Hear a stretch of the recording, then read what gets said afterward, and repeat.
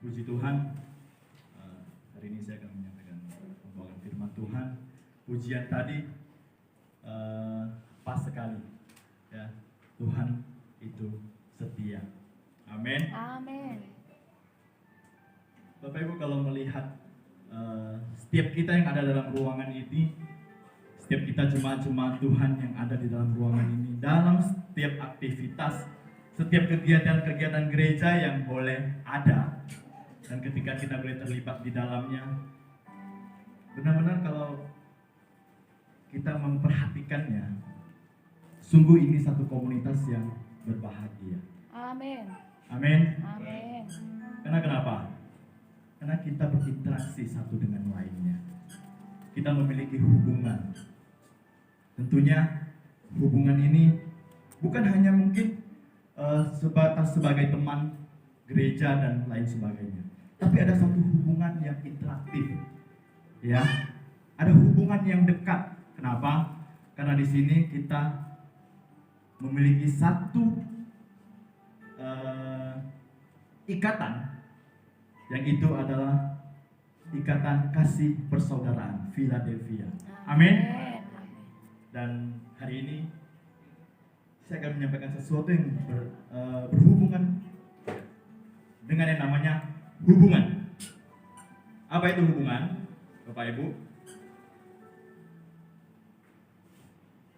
Hubungan itu adalah kesinambungan interaksi antara dua pribadi, atau bisa aja lebih, yang memudahkan proses pengenalan satu dengan lainnya.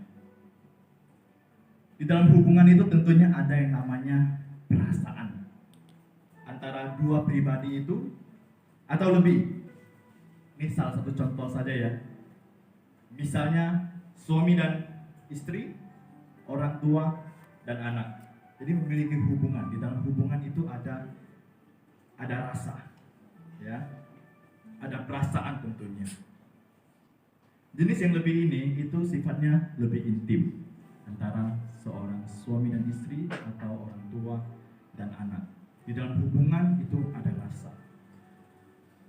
Bapak Ibu, Yesus adalah cinta. Dia adalah kasih. Amin. Amin. Karena ada cinta di dalam Tuhan, ya.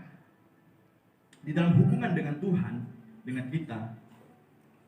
Karena cintanya pada kita, bahkan karena cintanya bagi dunia ini, dia mengorbankan dirinya. Dia rela turun dari surga, turun dari tatanya, turun ke dunia, mengalami proses yang tidak mudah untuk mengganti kita, supaya kita beroleh kehidupan yang kekal. Semua dilakukan karena apa? Karena cinta. Dia itu menjadi raja kita. Amin. Amin. Kita panggil dia apa sih? Satu-satunya agama di dunia ini yang memanggil Tuhannya dengan Bapa, itu adalah kita, orang-orang percaya, orang-orang Kristen. Kita patut berbangga dengan hal ini. Amin.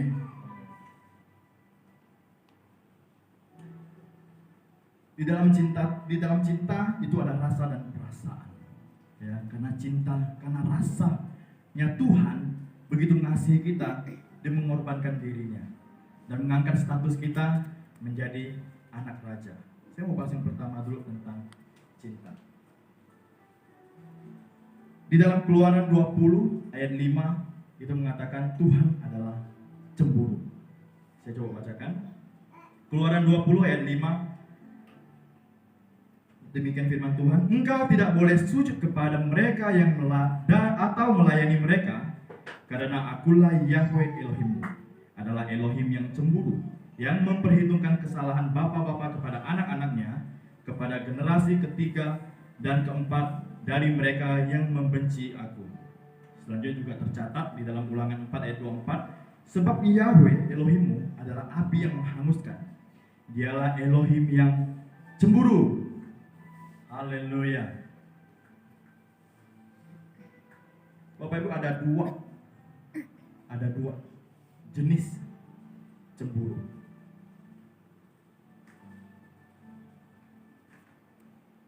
Cemburu yang pertama itu cemburu yang disebabkan oleh seseorang mengambil apa yang menjadi bagian kita atau haknya kita dan memberikannya itu kepada orang lain.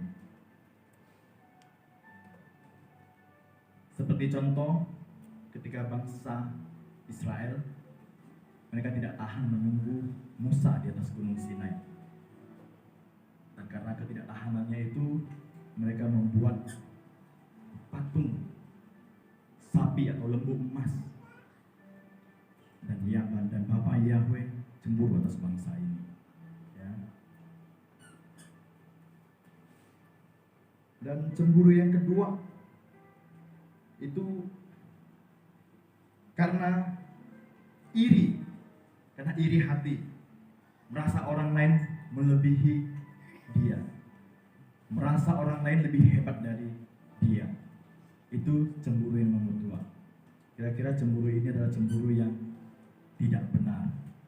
Seperti apa contohnya?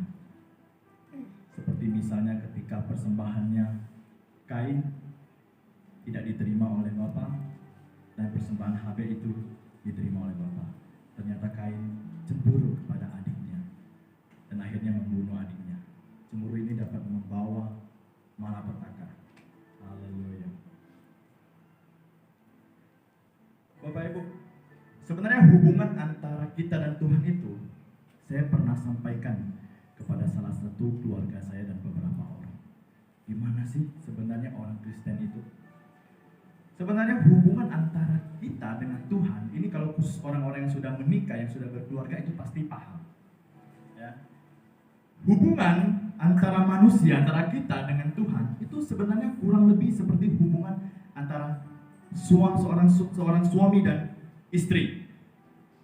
Ya. Kenapa?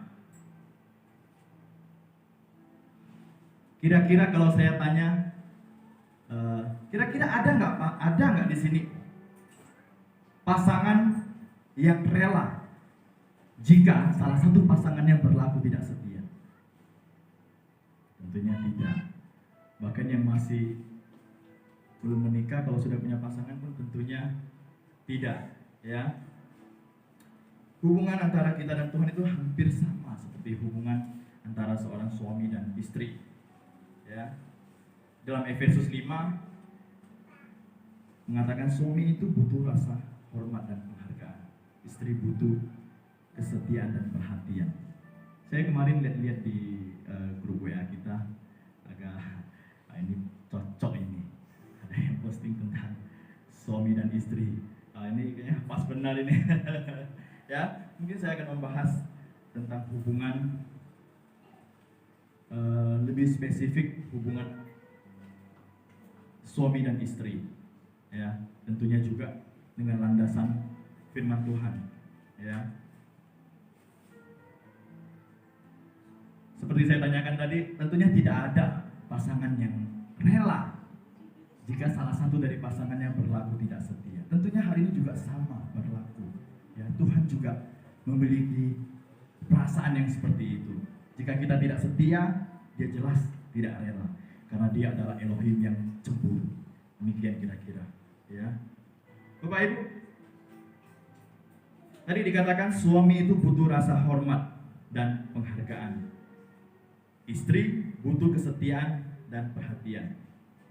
Jadi mana yang harus lebih dulu ini? Ada yang bisa jawab Bapak Ibu? Kalau ada yang bisa jawab, boleh angkat tangannya, tidak apa-apa. Kita santai saja. Kira-kira mana yang harus didahulukan?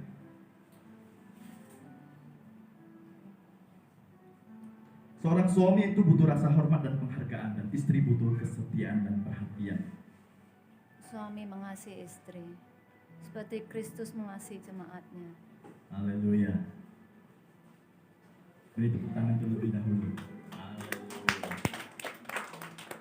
Kalau suaminya mengasihi, ternyata istrinya yang berlaku tidak semestinya, bagaimana? Kalau saya mengatakan Bapak Ibu, agar semuanya itu bisa diatasi, jangan menuntut hak terlebih dahulu, tapi lakukan dulu kewajiban kita. Lakukan dulu kewajiban, baik Anda sebagai seorang suami, baik Anda sebagai seorang istri, baik Anda sebagai orang tua dan baik sebagai Anda sebagai anak-anak. Itu yang paling tepat saya rasa. Ya. Seperti apa? Ya. Seperti apa? Ketika kita di dalam Tuhan, ketika kita melayani Dia, kita ini seorang hamba. Amin. Ini kita ini seorang hamba. Ketika ada di dalam ruangan ini, ketika ada di tempat ini, di atas mimbar ini, kita melayani atau di bawah apapun jenis pelayanan kita ini melayani. Apa sih artinya melayani? Artinya kita melakukan dulu kewajiban kita di hadapan Tuhan. Amin. Ketika kita sudah melakukan kewajiban kita di hadapan Tuhan, percaya Bapak Ibu, Dia itu raja di atas segala raja, dan kita memanggil Dia sebagai Bapa. Artinya apa? Kita adalah anak-anak raja. Otomatis hak kita sebagai anak raja akan terpenuhi. Amin. Amin. Demikianlah di dalam satu keluarga, ya. Lakukan dulu apa yang menjadi kewajiban kita sebagai seorang suami, sebagai seorang istri. Maka hak-hak kita akan terpenuhi dengan sendirinya. Percaya atau tidak, bawa di dalam doa. Kalau kita mengalami pergumulan di dalam keluarga, misalnya, ya, seorang suami dan istri mungkin tidak cocok, menantu dan mertua, anak dan orang tua, percaya, lakukan dulu apa yang menjadi kewajiban kita, maka semuanya kita akan lihat hasil yang kita dapatkan. Amin. Haleluya.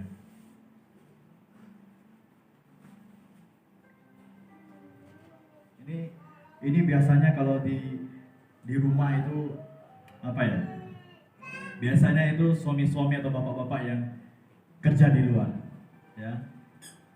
Biasanya saya sering menemukan dan mungkin dulu juga pernah begitu, ya. Ini satu contoh simpel saja. Sudah capek pulang kerja, si bapak ini, si suami ini pulang ke rumahnya, ya kan? Pulang ke rumahnya, buka ke dapur, buka tudung saji, ya itu ya. Buka tudung saji, nggak ada makanan, lantas marah-marah. Kamu ini ngapain aja sih? Seharian ngapain aja sih? Nggak masak, nggak ini, nggak itu. Bapak-bapak, kadang-kadang, ya, istri-istri itu bingung mau menyediakan makanan. Hari ini mau masak apa? Masakan besok aja belum nyampe dia udah mikirin besok mau masak apa ya. Kebingungan dia. Ya, kebingungan dia. Tambah lagi kita tanyakan dia, ngapain aja kamu seharian? Coba sekali-sekali kita tukar kerjaan sama istri kita. Karena saya tidak malu-malu untuk memegang piring di dapur. Kadang saya cuci juga. Kalau memang harus dilakukan, saya lakukan. Ketika kadang-kadang nggak ada admin kami nggak ada, istri harus keluar lebih awal, saya yang harus bereskan kasur terlebih dahulu. Itu lumayan, bangun-bangun udah harus bergerak seperti itu lumayan, Bapak Ibu. Ya. Istri yang baik itu menjadi kebun anggur. Ya. Itu ada di kitab Mazmur. Jadi bangun pagi-pagi menyediakan makanan untuk suaminya dan anak-anaknya.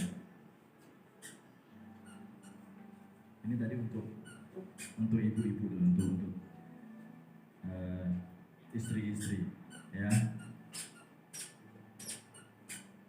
Kadang-kadang kalau biasanya di dalam rumah itu identik seorang suami itu lebih dominan biasanya. Suaranya lebih keras, suaranya lebih lantang, kira-kira seperti itu, ya.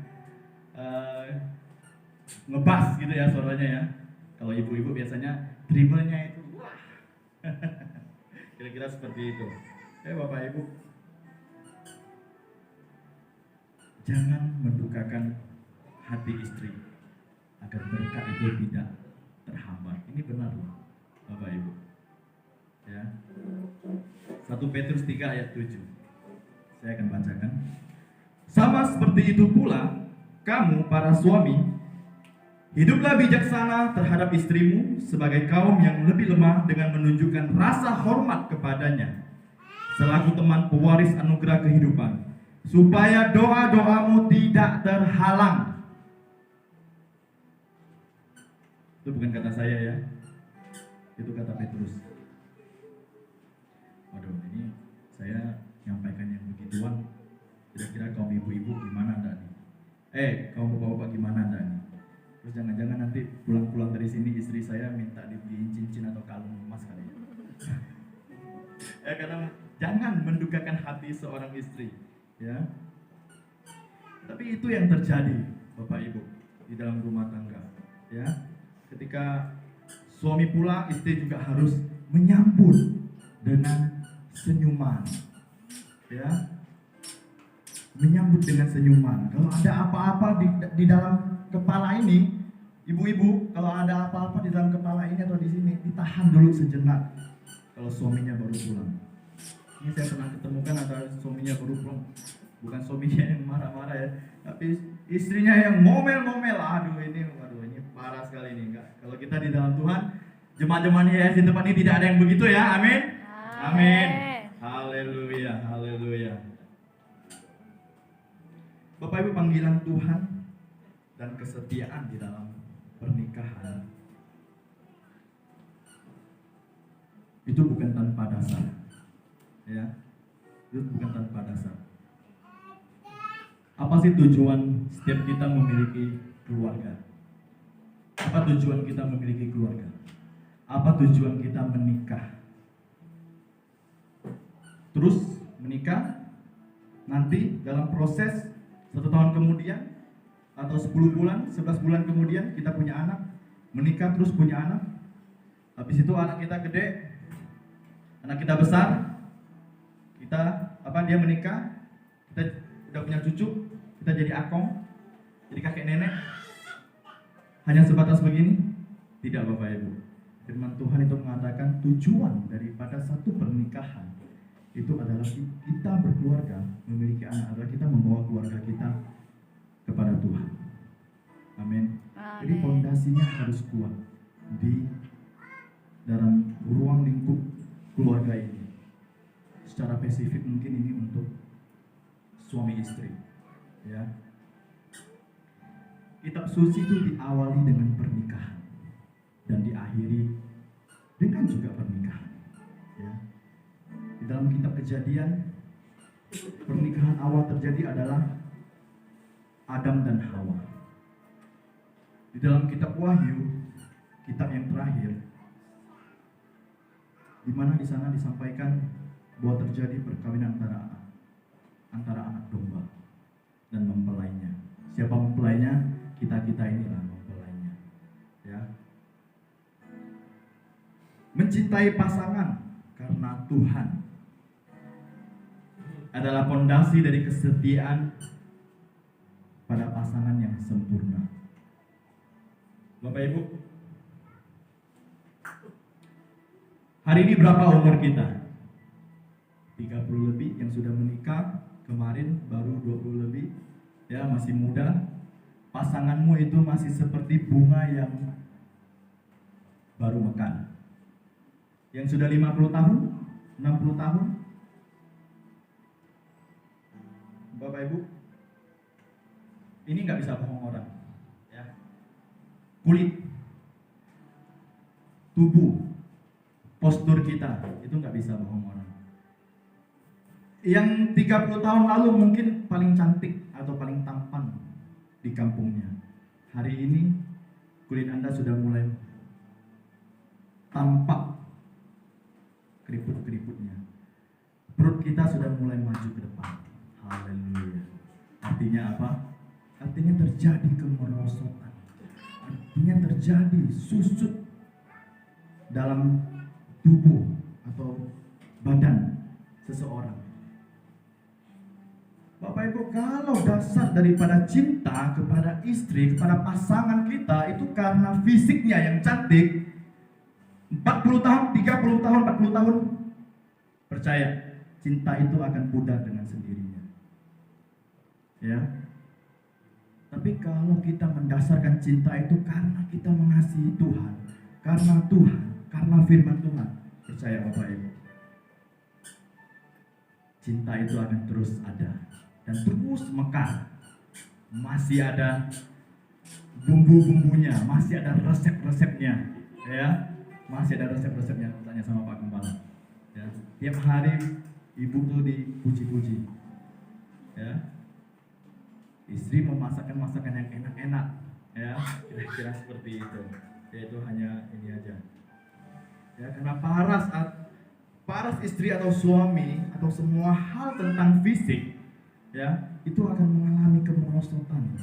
Tapi kalau kita membangun satu hubungan, dasarnya karena Tuhan, karena kasih Tuhan, percaya itu akan bertahan. Amin. Memang tidak mudah masuk ke dalam satu lembaga pernikahan dan menjaga satu lembaga pernikahan. Tapi saya percaya ketika pondasi dari membangun hubungan suami istri, membangun hubungan cinta, ya, dengan pasangan, pondasinya itu adalah firman Tuhan, ya, dan kasih Tuhan. Percaya Bapak Ibu, semua itu bisa terjadi. Semua itu pasti baik hasilnya, ya.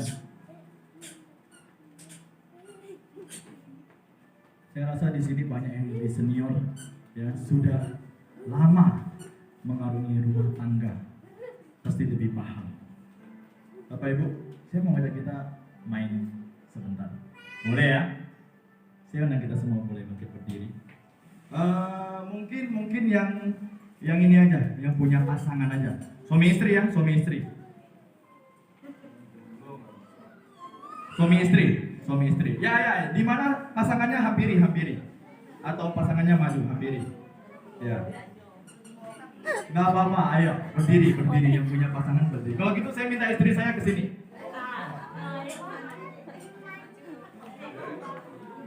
Iya. Nggak apa-apa. Ini Bu Meli nih mau datang ke sini atau Pak Mingke yang turun, nggak apa-apa. Ayo.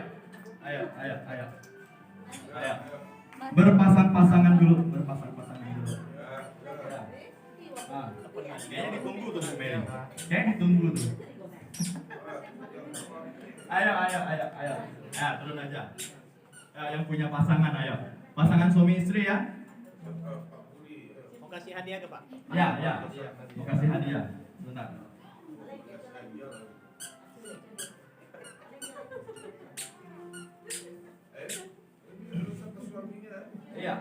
Iya, begitu. Coba berdirinya agak dekat dikit. Agak dekat. Coba dilihat mata istrinya. Ya. Udah berapa tahun? Masing-masing lebih tahu ya. Udah berapa tahun? Masing-masing lebih tahu. Coba genggam tangan istrinya. Udah sering ya, itu udah sering ya. Ya, genggam tangan istrinya. Pasangannya digenggam. Oke. Ya. Bapak Ibu, kalau kami ini udah menikah kurang lebih hampir 20 tahun ya. Belum ya? Hampir 20 tahun. Hampir. Ya. Ini udah 18 tahun, 19 tahun. Ya kan? Anda di sini mungkin lebih dari 20 tahun, 25 tahun. Coba kita peluk istri kita. Peluk pasangan kita. Haleluya. Coba, Bapak Ibu, coba rasain dulu. Saya minta kita rasakan ada apa yang tidak berubah. Ada apa yang tidak berubah sampai hari ini? Ada, amin. Ada kehangatan yang tidak berubah. Silakan kembali. Mana bonusnya Pak?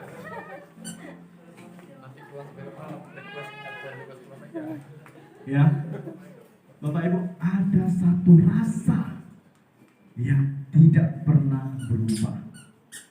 Ya, dikatakan, saya sampaikan tadi di awal, di dalam satu hubungan itu ada yang namanya perasaan.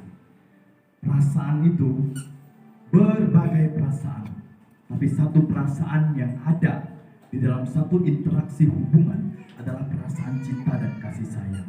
di dalam kasih sayang, di dalam cinta, itu tentunya ada kehangatan. Bapak Ibu merasakan nggak tadi ada kehangatan di dalam pelukan pasangannya? Haleluya. Ternyata ada. Tapi jangan malu-malu. Mungkin kalau yang malu-malu di rumah mungkin masih kaku kali ya, jarang begitu ya. Ya harus dimulai Bapak Ibu. Ya nggak ada salahnya kalau kita memuji pasangan kita. Ya, wah Tovan makin hari makin ganteng, gitu kan. Makin hari makin cantik. Kira-kira begitu ya. Oh biasa aja sih kalau kami di rumah mah biasa yang begituan. Ya, Bapak Ibu, bohong. Kalau ada orang bilang yang mengatakan tidak pernah bertengkar, bohong. Bohong. Selisih paham, tidak cocok pendapat itu pasti ada di dalam satu rumah tangga.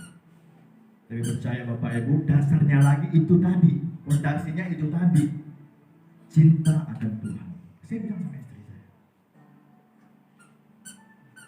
ya,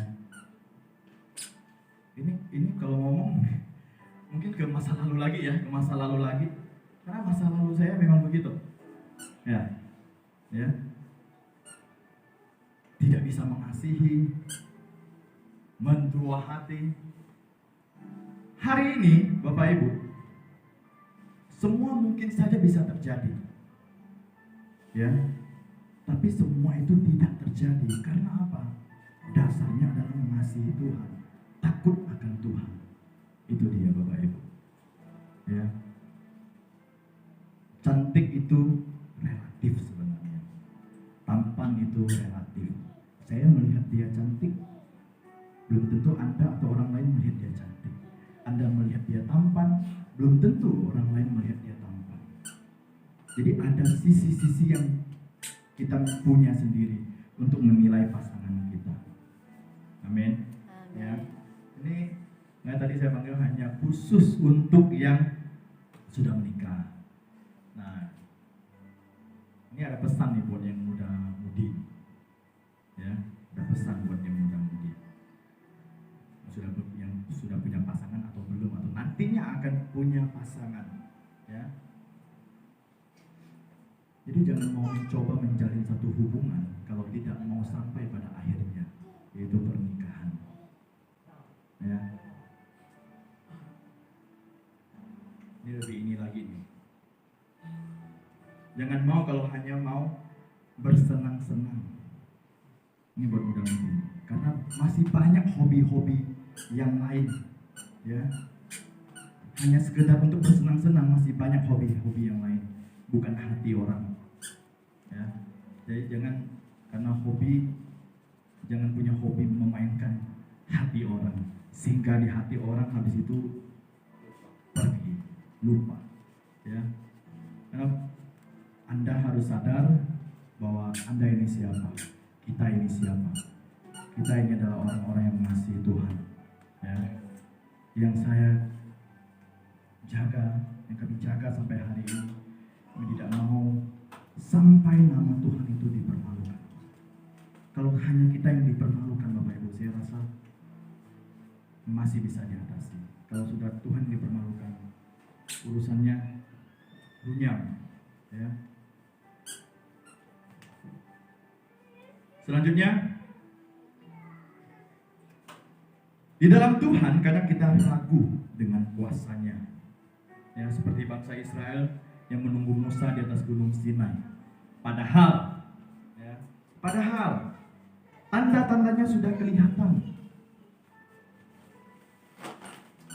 Musa ketika naik ke atas gunung Sinai, ya ketika dia mau menerima 10 perintah, itu tanda-tandanya kelihatan. Guntur itu menyambar-nyambar, petir dan lain sebagainya. Alam itu bereaksi. Bangsa Israel itu ada di bawah, jadi mereka melihat. Padahal ada tandanya, tapi bangsa itu masih ragu-ragu. Ya. Kadang itu yang terjadi dalam kehidupan orang percaya atau orang Kristen, atau mungkin dari pasangan-pasangan. Ya.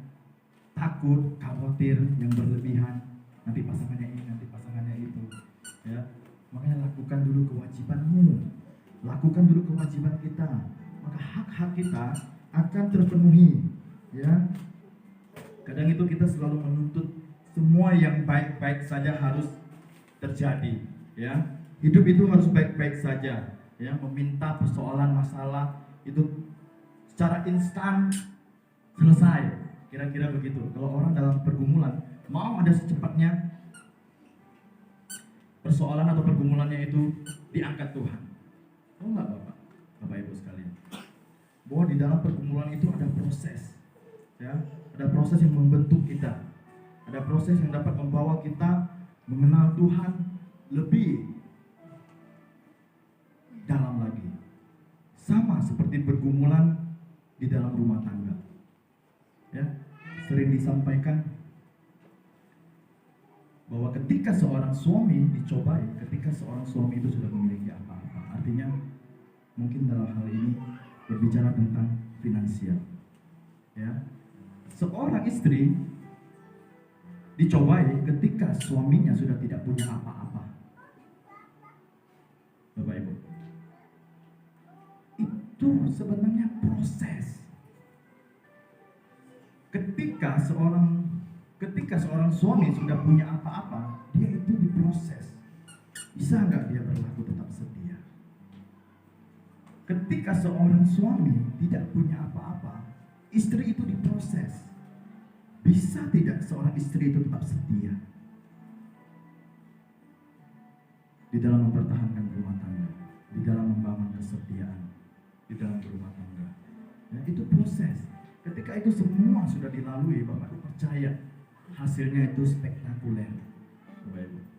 Hasilnya itu luar biasa. Ya. Kadang itu kita perlu satu yang namanya tekanan. Manusia itu kadang-kadang perlu tekanan, ya, supaya bisa waspada, supaya dia sadar, supaya kita sadar bahwa kita punya kemampuan, ya, kita punya kemampuan yang berasal dari Tuhan. Kadang-kadang di dalam perjalanan hidup seseorang harus ada batu kerikil sedikit. Supaya apa? Supaya kita berhati-hati, tidak main melangkah saja, tapi berhati-hati, ya, supaya tidak tersandung kalau ketemu batu yang besar. Saya kira seperti itu. Ya. Kadang-kadang ada masalah, mencari solusi di luar Tuhan. Ya, akhirnya malah makin buruk keadaannya. Ada mungkin beberapa teman, ya, masih muda, ini kira-kira 10 tahun lalu sudah berumah tangga, ya. Ketika ada problem di dalam rumah tangga,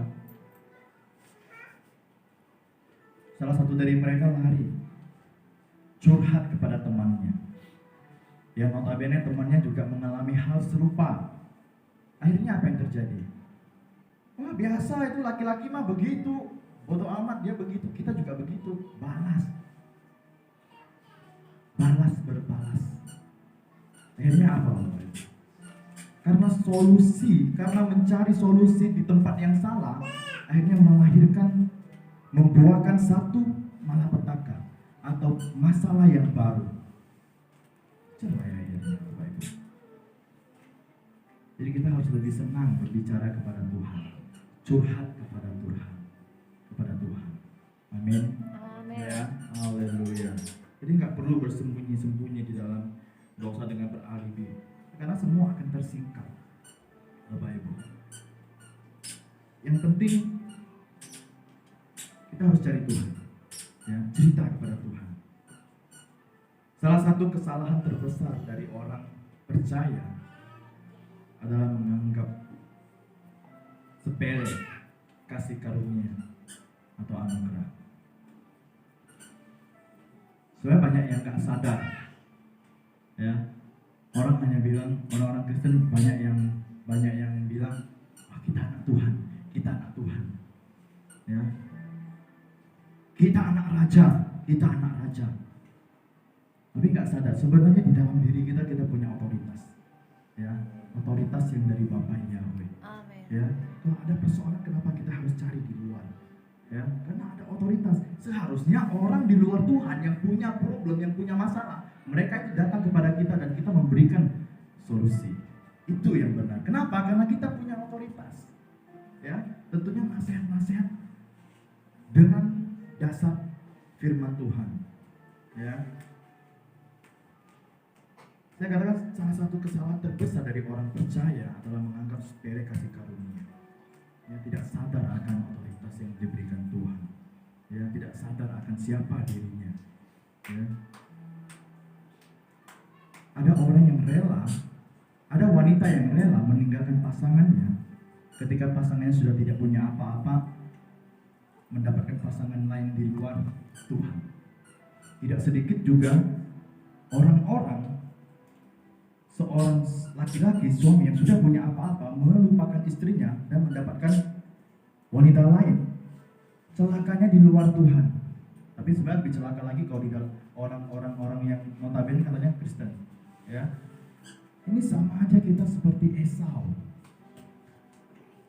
Ya, karena semangkuk makanan kita menggadaikan kesulungan. Ya, itu yang lebih parah lagi, ada orang-orang yang meninggalkan Tuhan, beda iman, kira-kira seperti itu. Ya, parah banget Bapak Ibu. Karena Yesus itu sudah menjadi yang sulung bagi kita. Karena penebusannya, karena kematiannya dia sudah menjadi yang sulung. Ya, karena dia mati bangkit,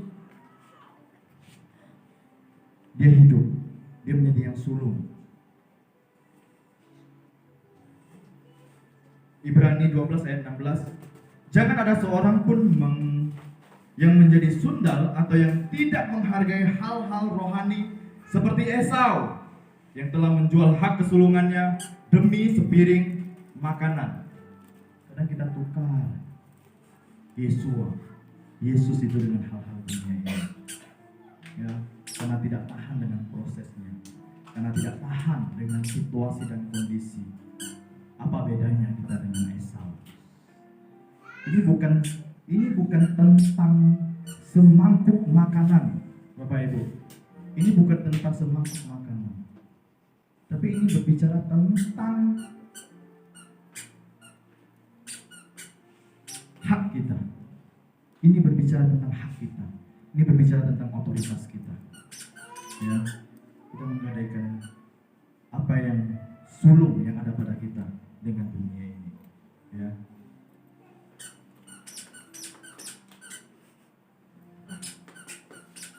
Di dalam keselamatan ada kasih yang tak terbatas, yaitu korban Kristus di Kalvari. Dia menjadi yang sulung untuk penebusan kita melalui kebangkitannya. 1 Korintus 15 ayat 20, saya akan bacakan.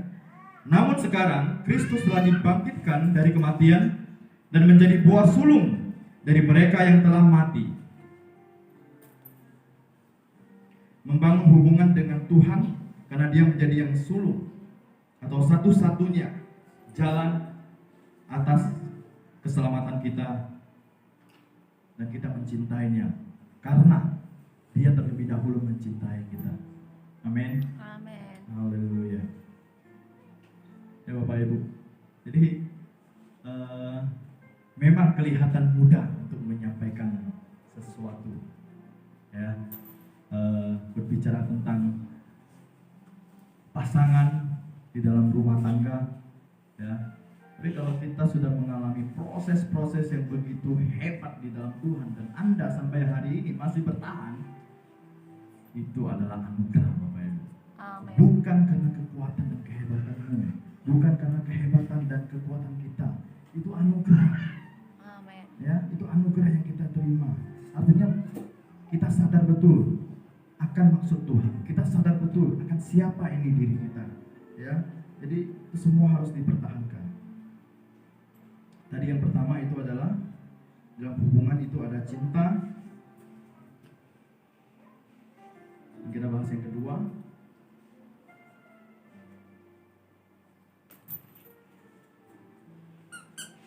Karena cintanya Tuhan atas kita, ya, dia mengaruniakan, dia menyerahkan hidupnya, ya, dia mengasihi kita, karena kita ini adalah anaknya. Kalau kita anaknya, berarti dia adalah Bapa kita. Dia itu raja di atas segala raja. Amin. Kalau dia raja di atas segala raja, berarti kita adalah anak raja. Amin. Artinya kita punya otoritas. Yesua semasa hidupnya, dia itu 100% manusia dan 100% Tuhan. Amin. Amin. Dia bisa merasakan lapar. Dia bisa merasakan sakit. Karena apa? Karena keilahiannya itu ditinggalkan, ditanggalkan. Dia harus menjadi serupa dengan kita. Ya. Dia memiliki perasaan juga ketika dia dihina. Ya. Dia memiliki rasa. Dia memiliki rasa haus yang luar biasa, rasa lapar yang luar biasa ketika dia dicobai di padang gurun. Ya.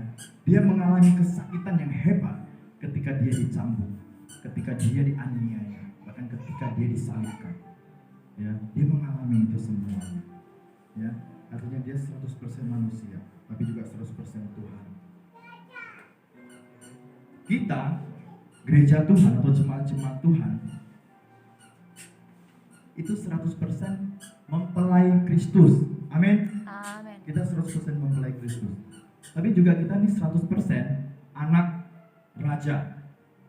Jadi jangan ragu, khawatir, takut karena ada janji keselamatan yang pasti. Amin. Amin. Firman Tuhan mengajarkan kita terus-menerus, Bapak Ibu. Sudah disampaikan dari sebelum-sebelumnya. Jangan takut. Jangan takut. Ya. Bagaimana ketika Tuhan berbicara kepada Yosua untuk mempersiapkan Yosua untuk menggantikan Musa. Bapa Yahweh memberikan otoritas kepada Musa dan menyampaikan kepada Musa berapa kali, jangan takut, jangan takut, jangan takut, sampai berkali-kali, Bapak Ibu. Ya. Karena ada keselamatan yang pasti yang kita alami, ya, hari ini dan sampai nanti pada akhir hidup kita. Kita tahu pasti, tahu jelas kemana tujuan kita, yaitu surga. Amin. Amin. Ya, karena ini harus, dasarnya harus kuat. Ini keyakinan ini harus kita pegang teguh. Celaka kalau orang-orang Kristen masih ragu. Nanti kalau mati kemana ya? Ini celaka sekali, Bapak Ibu. Kenapa saya bilang seperti ini? Karena ini ada satu teman yang begitu. Ya, ada satu orang yang saya kenal, dia rajin sekali. Kebetulan dia bukan seorang Kristen. Ya, kebetulan dia bukan seorang Kristen. Dia rajin beribadah, dia sangat taat. Ya, dia didiagnosa oleh dokter mengalami sakit kanker. Waktu itu sudah stadium 3. Jadi dia sempat cerita sama kakaknya. Ya, Kak, saya takut. Takut apa, kata kakaknya? Setiap orang akan mengalami, akan melalui jalan ini, mengalami kematian, katanya bilang. Bukan kematian yang aku takutkan. Lantas apa? Setelah proses itu terjadi, aku akan kemana? Bapak Ibu, itu orang yang saya kenal cukup taat, cukup rajin dalam beribadah. Ya, dia mengerti benar tentang imannya. Ya. Tapi ketika di proses hampir akhir, dia mengalami keraguan yang luar biasa. Dia mengalami ketakutan, kemana dia akan pergi. Kakaknya lantas bilang sama dia. Ya, kakaknya karena terheran-heran, karena kaget kan, karena kakaknya lebih kenal adiknya. Ya. Kamu sedemikian taatnya selama ini, sudah bertahun-tahun. Tetapi hari ini kamu takut, kamu tidak tahu kemana kamu akan pergi. Saya dengar dari kakaknya sendiri yang menyampaikan ke saya kaget. Ya. Karena selama ini yang saya kenal, orang ini taat, rajin. Ya. Bapak Ibu, orang-orang di luar Yesua Masiah, di luar Yesus Kristus, tidak memiliki kepastian. Ya. Kalau kita di dalam orang-orang di dalam Tuhan, kita punya kepastian. Amin. Amin. Kita Amin. memiliki kepastian di dalam Tuhan. Tuhan menjamin itu semuanya. Amin. Amin. Jadi apapun persoalanmu, ketika Tuhan katakan hari ini hujan, setelah hujan ada pelangi, pasti. Amin. Amin. Hari ini badai, hari ini ombak. Di depan nanti ada pelangi, ada air yang tenang. Amin. Ya, hari ini ada padang gurun, besok akan ada padang rumput. Amin. Amin. Jadi ada kepastian Bapak Ibu. Ya, jadi tidak semua hanya berbicara yang bersifat apa ya, hal-hal yang jasmani saja. Tapi segala sesuatu yang bersifat rohani Tuhan tambah-tambahkan. Ya, Tuhan tambah-tambahkan. Begitu juga hal-hal rohani. Ketika hal-hal yang rohani kita kerjakan, maka percaya Bapak Ibu, hal-hal secara jasmani akan mengikuti. Tapi kalau kita mengerjakan sesuatu yang bersifat jasmani, hal-hal rohani tidak akan mengikuti. Karena Tuhan tidak sama dengan dunia ini. Ya, Tuhan tidak sama dengan dunia ini. Kalau kita mengerjakan sesuatu yang rohani, hal-hal yang rohani, maka perkara-perkara jasmani itu akan mengikuti. Ya, karena kita membawa otoritas yang besar Bapak Ibu. Kita membawa otoritas yang luar biasa yang dari Tuhan. Ya. Kita punya fasilitas, kita punya otoritas. Yang penting kita juga harus punya yang namanya satu lagi. Ini kuncinya Bapak Ibu. Kita harus punya kasih. Kita harus punya kasih. Tanpa kasih percuma. 1 Korintus 13 ayat 13 sudah mengatakan, tinggallah ketiganya ini kepada iman, pengharapan, dan kasih. Dan yang paling terbesar dari ketiganya itu adalah kasih. Bapak Ibu.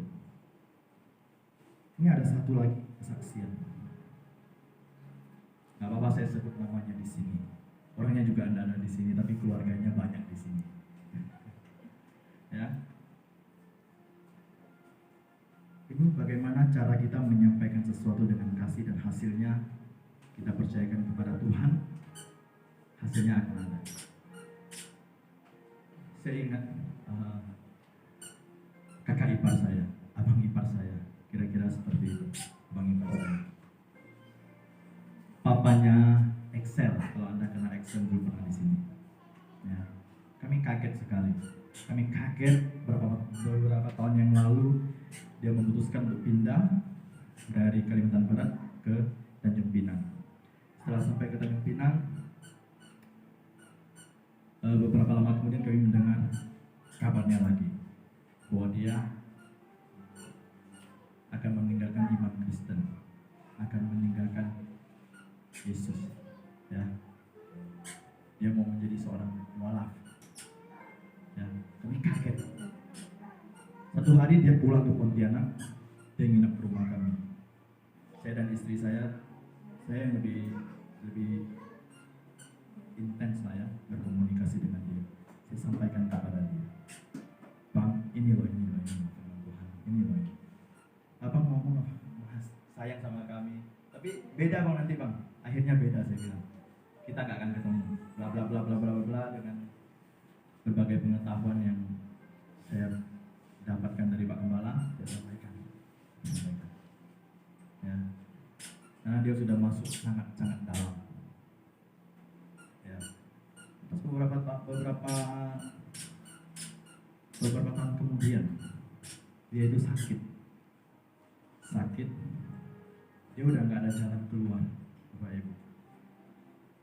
Ya, dia berdoa sama Tuhan Yesus. Dia dijamah. Malam itu dia mengalami kesembuhan.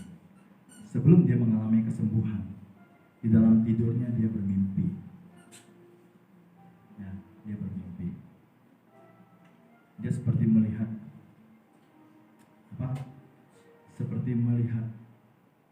Yesus. Wajahnya nggak kelihatan katanya. Dan yang lucunya lagi, dia bilang di dalam mimpinya itu dia ngelihat Pak Gembala sama saya. Dia ada mertua saya. Dia bilang dia melihat Pak Gembala. Dan dia akhirnya karena janjinya itu kalau dia sembuh dia akan kembali. Benar-benar besoknya dia sembuh. Dia sembuh dari sakitnya. Ya, dia masih pergi ke tempat beberapa hari sebelum dia berdoa, dia sudah mendapatkan semacam satu peristiwa yang memang akan membawa dia kembali kepada Tuhan. Padahal di sana itu satu tempat, orang yang berbeda iman semuanya ada di sana. Ya, tapi di sana bisa disingkapkan. Tuhan itu bisa bekerja dimanapun. Amin. Sampai hari ini kemarin dia pulang, saya coba lagi berinteraksi dengan dia. Ternyata dia udah paham betul. Bapak Ibu, dia sempat beribadah kemarin beberapa kali di sini. Ya, ternyata dulu waktu anaknya di sini, dia nanya anaknya, gerejanya di mana sih? Ya, nyembah Yesus nggak? Nyembah apa?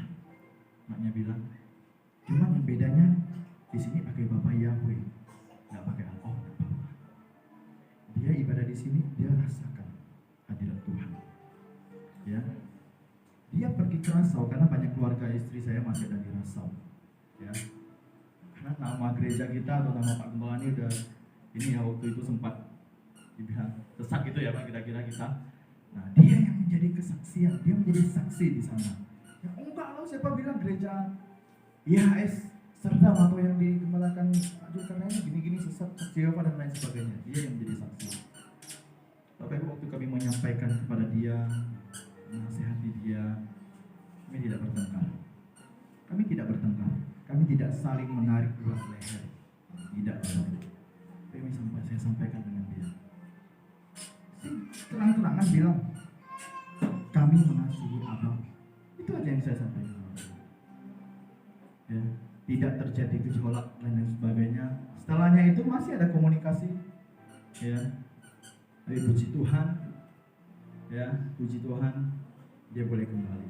Ini seperti seumpama seorang anak yang hilang itu kembali. Amin. Haleluya. Beri kemuliaan untuk Tuhan. Haleluya.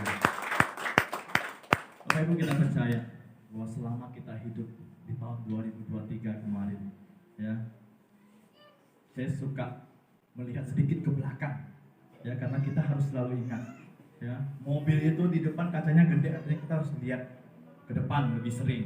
Ya, ada kaca spion yang lebih kecil, artinya kita harus jangan lupakan yang di belakang.